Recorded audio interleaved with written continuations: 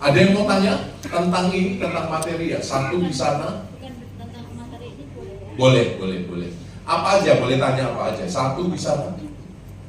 Ada lagi? 2 di situ, 3 di sini, 4 di sini. Oke, yuk, mari Bu. Selamat malam, berkah dalam. Berkah dalam. Ibu siapa? Saya dengan Florentina. Suster Florentina. Florentina. Ibu Florentina, ya. Ibu. Terima kasih. Tentunya Romo Koko dalam pelayanan itu padat schedule-nya. Kemudian ada kalanya mungkin merasa capek. Nah, pada saat merasa itu, apa yang semestinya atau apa yang Romo lakukan? Walaupun badan kita capek terus, atau ya wis istirahat dulu, atau bagaimana? Karena di situ apa ya? Ya udah, jawab dulu itu. Terima kasih. Kita apa penyeneni? Separuh. Ya Romo, kalau capek ya istirahat, ya namanya manusia. Masa diforsir terus? Tuhan Yesus saja kalau dia capek, dia naik ke bukit seorang diri, berdoa semalam-malaman kepada Bapaknya yang di surga. Istirahatnya itu, me time-nya itu ngobrol dengan Bapa surgawinya. Me time-nya Anda apa? Me time itu waktu untuk diri Anda sendiri. Me time Anda apa? Perlu loh cari untuk break itu. Kalau enggak, kita ini juga daging, darah, tulang, gaji. Kita ini butuh istirahat. Jadi kalau saya pelayanan dan saya kecapean, saya langsung ngomong, oh saya sadar ya, oh mungkin saya sedang agak bad mood. Boleh nggak panitia kasih saya waktu sedikit untuk tarik nafas gitu sebentar gitu. Nanti saya akan baik by the power of Holy Spirit and by the power of ini nih, air kelapa. Saya biasanya akan sembuh sendiri gitu. Anda sendiri harus mengenal tubuh Anda, mengenal batin Anda. Kalau capek kita cenderung bad mood. Nanti yang keluar itu bukan perbendaharaan yang baik. Orang kecapean itu selalu yang keluar kepahitan nanti. Contohnya ibu-ibu rumah tangga yang baru saja melahirkan. Itu kalau tidak dibantu suami, bahaya, semua bisa berubah sio macan. Hati-hati. Betul. Adik saya ketika baru melahirkan, saya nggak menyangka dia bisa segala itu. Rambutnya aut-autan, karena udah berapa hari nggak mandi, masih bekas operasi sesar, dia nggak berani mandi. Lalu dia matanya merah, padahal dia sionya kelinci, harusnya kan sweet, tapi koyo macan. Karena apa? Tidak ada me time. Tapi itulah pengorbanan. Jadi boleh menarik diri sebentar, tapi terlibat lagi di tengah dunia. Oke, menguduskan. Makasih Ibu, sama-sama. Pertanyaannya bagus sekali. Berikutnya, siapa tadi? Ya. Apa aja boleh, siapa ya? Silakan Ibu. Berdiri dong Bu. Romo sambil duduk ya. Malam Romo, saya Lucia dari Solo. Iya Ibu Lucia. Romo, kalau seumpama ada orang dari mudanya dia merokok terus suatu hari dia kena sakit cancer. Ini suami atau ayah? Oh enggak. Oh enggak. Suami enggak merokok. Iya, terus Suatu hari itu dia sakit kena cancer. Waktu dirawat di rumah sakit, dia akhirnya dikasih kesembuhan. Setelah sembuh, merokok lagi mau. Nah, terus akhirnya dia meninggal. Kalau gitu itu kehendak Tuhan. Jadi yang namanya kematian itu padu padan ya. Kita itu, Tuhan itu memberi kita kehendak bebas juga. Di dalam gereja Katolik tidak ada takdir. Jadi kita nggak percaya pada takdir ya. Kita tidak percaya pada hukum karma. Kita hanya percaya pada konsekuensi logis. Kalau ayahnya penjudi, pasti nanti namanya jelek. Anaknya itu nanti akan susah untuk mulai usaha dan lain-lain, mendapatkan trust. Itu bukan hukum karma, itu konsekuensi logis kalau dalam gereja Katolik. Ya, begitu juga dengan itu, dengan kematian. Kematian itu bukan takdir. Kematian itu kerjasama antara kebebasan kita sebagai manusia. Dia kan bebas memilih mau merokok tidak merokok. Dia bebas untuk menentukan hidupnya. Dia bebas untuk hidup sesuai dengan kasih Allah atau tidak. Jadi yang dia pilih rupa-rupanya adalah yaitu merokok. Dan ini bisa dikembangkan ke banyak hal. Makan berlebih, kemudian makanya batuk dulu loh. Bisa jadi makan berlebih, bisa jadi itu loh tekanan psikis yang dipendam terus, itu bisa jadi penyakit loh. Ya toh, ya namanya gejala psikosomatis, gangguan psikologis yang mengganggu sampai biologis, yang sering sakit mah sampai lambungnya bocor. Saya pernah lihat orang-orang yang depresi dan tidak tertolong. Karena apa? Tidak mau berdamai, sulit untuk mengampuni. Nah itu. Nah jadi itu paduan sih, padu padan antara kebebasan manusia dengan rahmat yang Tuhan berikan. Tuhan memberi dia rahmat untuk sembuh, tapi dia tetap merokok. Yo, bukan salah dia, bukan salah Tuhan. Itu pilihannya. Saya harap daripada kita cari-cari kesalahannya, lebih baik kita mendoakan. Toh sudah di surga tuh Bu. Didoakan lu daripada nanti malam kamu dicari. Gitu ya. Oke. Pertanyaan berikutnya. Yes. Selamat malam, Romo. Malam Pak. Wah, saya Pak Budi dari Solo. Pak siapa? Pak Budi. Pak Budi. Ya. Saya mau menyampaikan bahwa di dalam orang mendapatkan suatu masalah atau tekanan-tekanan ataupun kehidupan yang kurang beruntung, biasanya orang Katolik akan dekat dengan Tuhan karena ada masalah, Romo ya. Iya. Ya semua agama gitu toh Pak, nggak cuma orang Katolik Pak. Sering ke Gua Maria, sering berdoa Bunda Maria itu seperti itu Pak. Yang saya mau tanyakan, Romo, doa-doa devosional seperti itu yang paling bisa mengena itu biasanya apa? Apa rosario, apa 3 kali Salve Maria, atau Thesaurus? Tahu doanya? Saya tahu lah. Terima kasih Romo. Ini pasti mantan seminaris, mantan frater, Bukan. mantan romo. Bukan. Ya, jadi kalau orang yang sering guyon ngomongnya itu romo-romo hati yang luka, hati bolong. Betul, hati yang terluka. Itu Betul, makanya nggak berani nikah. Terima kasih Pak Budi yang baik hati. Ibu Budi ada? Ini Ibu Budi. Ini Bapak Budi. Oke, ini pertanyaan yang sangat bagus. Doa devosi pertama tidak dimaksudkan untuk nyogok Tuhan Allah. Itu bukan sogokan. Mentang-mentang Anda doa 9 hari novena berturut-turut lalu Anda berhak untuk doanya dikabulkan. Hello, mbok empan-papan sedikit. Itu Gusti Allah ya, rasa mbok atur-atur ya. Beliau kan Tuhan Allah yang punya segalanya. Yang kita doakan itu apa toh sebetulnya? Kita berdoa devosional itu untuk melatih kedisiplinan kita supaya kita masih bisa berserah. Kedisiplinan iman supaya kita bisa berserah kepada Tuhan. Kalau dikasih karena Allah bermurah hati, puji Tuhan. Tapi kalau tidak diberikan terkabulnya doamu, puji Tuhan. Karena Allah yang paling tahu mana yang paling baik. Ada satu anak minta sepeda, gak dikabulkan. Dia doa novena 3 kali Salve Maria, sepeda tidak datang. Selesai dia ganti novena Hati Kudus Yesus 9 hari, tidak juga datang. Ganti novena Santo Yudas Tadius yang katanya punya mujizat, hal-hal yang impossible, tidak juga datang. 27 hari dia berdoa, dia merasa sia-sia. Anak ini gak dapat sepeda. You know apa yang dilakukan anak ini? Dia ambil patung Bunda Maria punya mamanya, dia naik ke loteng ke lantai 2. Lalu dia mau jatuhkan dari atas loteng itu. Dia lihat ke langit, Tuhan Yesus, kalau engkau masih mau melihat ibumu dalam keadaan utuh. Kadang-kadang kita berdoa devosi itu mentalnya seperti anak ini. Kita itu seperti berusaha menyogok Tuhan. Kita berusaha untuk apa? Tanda petik ngancam Tuhan. Kalau engkau tidak mengabulkan doaku Tuhan, aku nggak mau lagi ke gereja Tuhan. Oh, kadang-kadang kita itu ngambekan kayak gitu. Jadi menurut saya doa devosional itu untuk melatih iman kita supaya bisa berserah. suka-sukamu Tuhan. Tapi kalau boleh, mbok iyao Tuhan, saya dikabulkan sih doanya sih.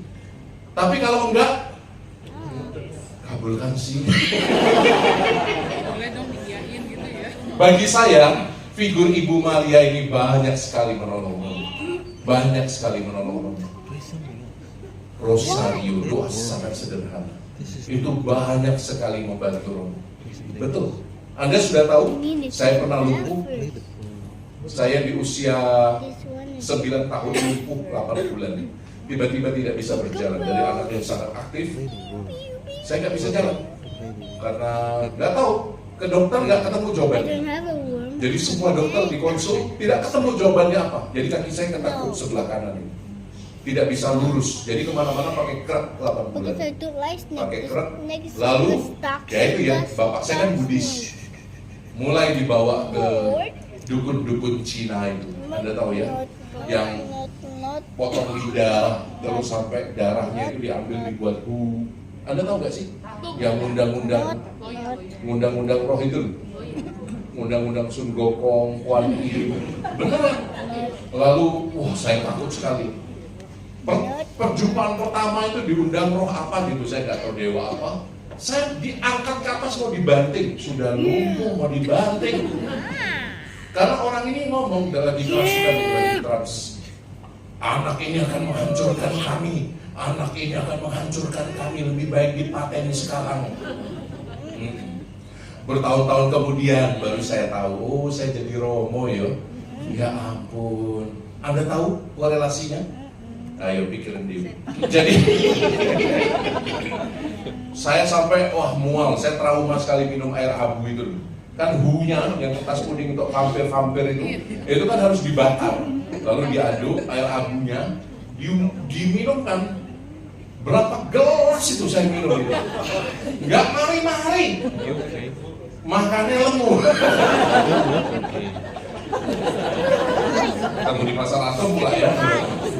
Jadi akhirnya mama saya yang Katolik KTP waktu itu, mama saya ketemu itu loh, selipan Alkitab, doa novena 3 kali Salam Maria.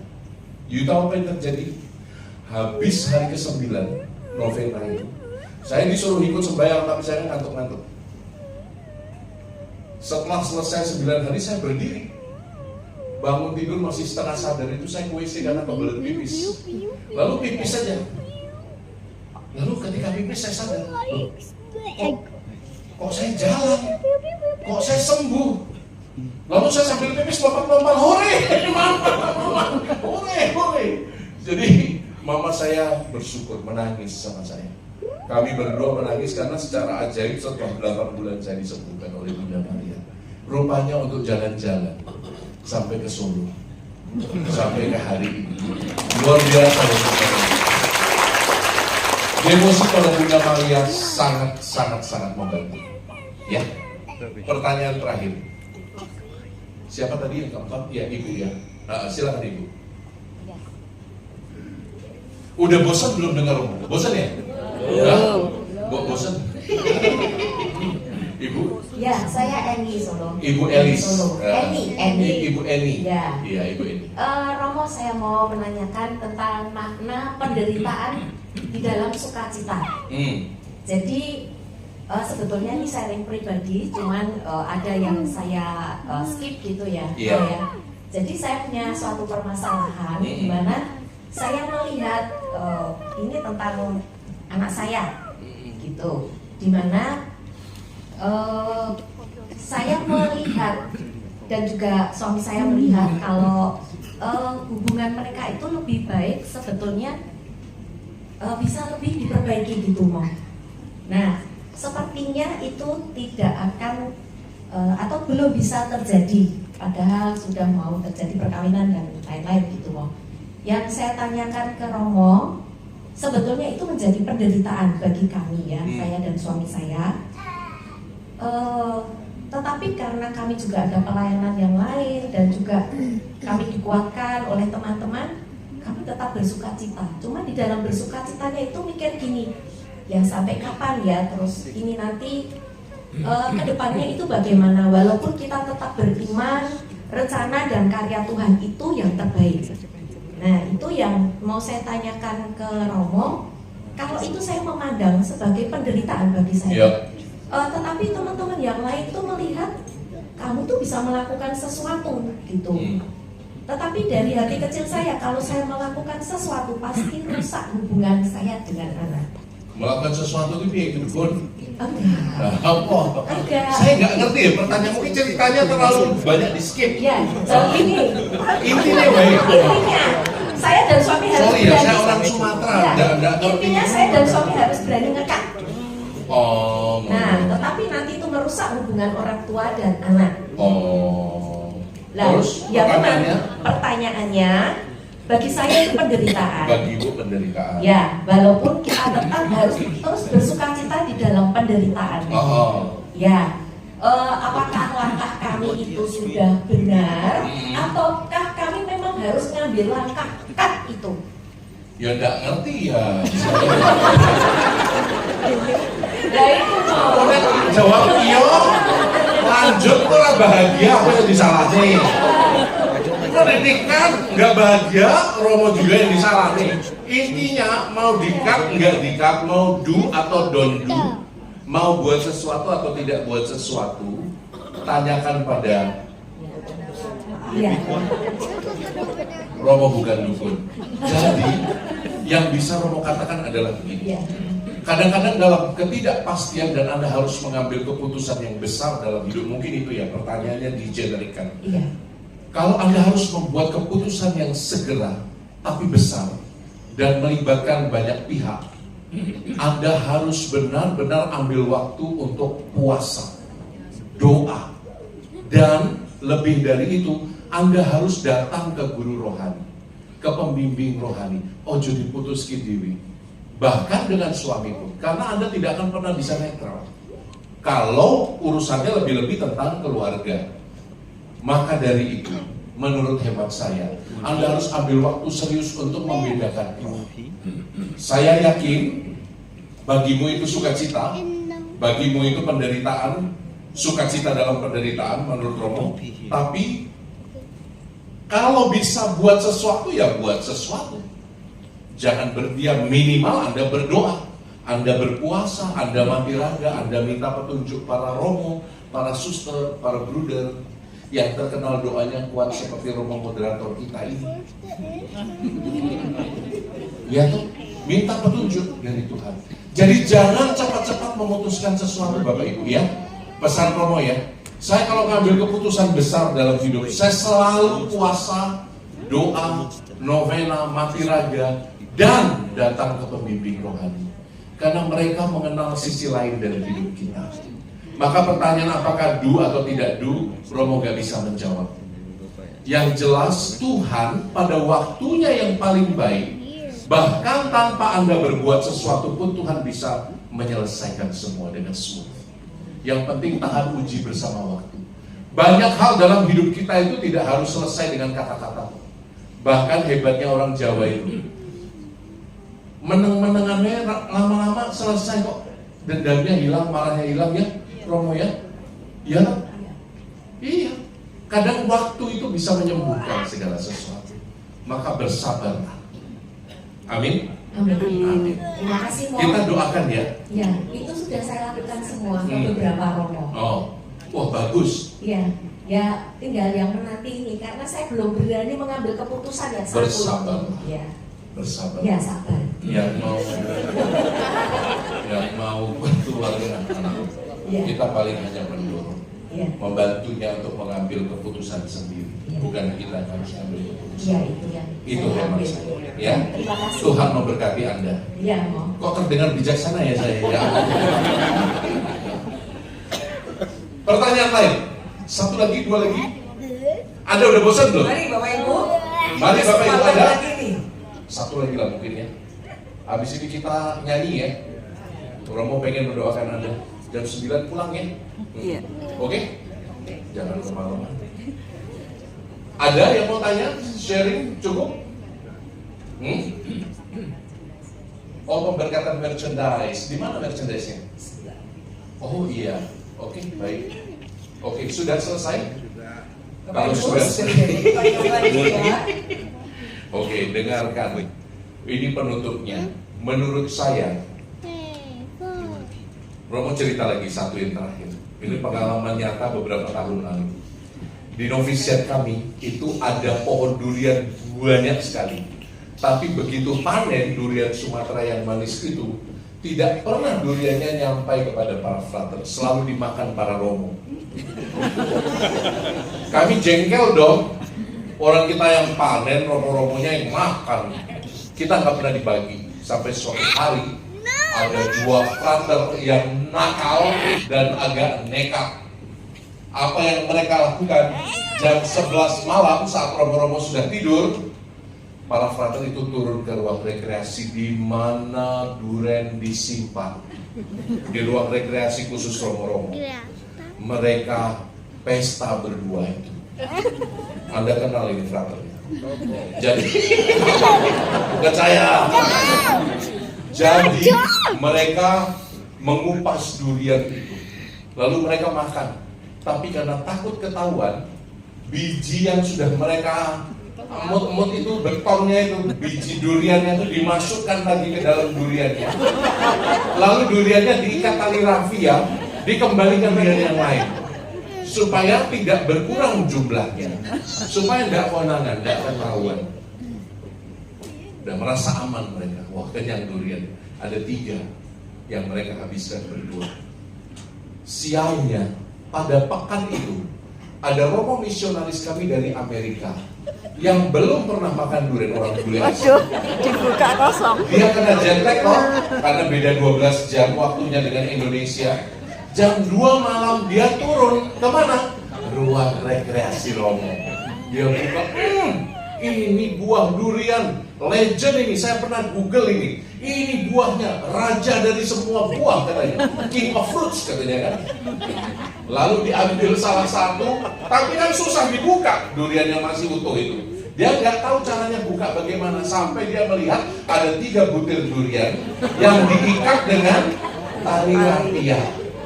Lalu dibuka tali rafianya, langsung protol, durian ini kok sensitif sekali. Dia coba satu-satu betonnya diangkut, padahal itu sudah diangkut. Dia pikir kok durian ini tawar, rasanya tidak ada rasa, sepol, katanya kok enak, manis, mana nggak ada. Digigit-gigit, dihisap-hisap kok nggak ada rasanya. 3 durian itu dia habisin semua bijinya. Sehat. Apa yang mau Romo katakan? Besoknya dia bersaksi. Durian itu ternyata keras ya. Durian itu tawar kok nggak ada bijinya. Baru kami sadar para romo bahwa ini durian curian ini 3 ini. Dan yang dimakan romo ini adalah ini killernya para frater. Kita orang Katolik hanya bisa bersaksi bahwa Tuhan itu sumber sukacita kalau kita merasakan sukacita itu. Pilihan Anda dalam hidup. Pilihan Anda mau makan durian yang manis atau Anda hanya mau menikmati bijinya. Pilihan kok. Kalau Anda ingin mewartakan Tuhan baik, Anda harus cicip durian yang manis, yang tebal dagingnya, yang harum wanginya. Baru Anda bisa bersaksi bahwa durian itu enak, bahwa Tuhan itu penuh kasih. Amin. Amin. Pilihlah durian, pilihlah sukacita. Choose joy.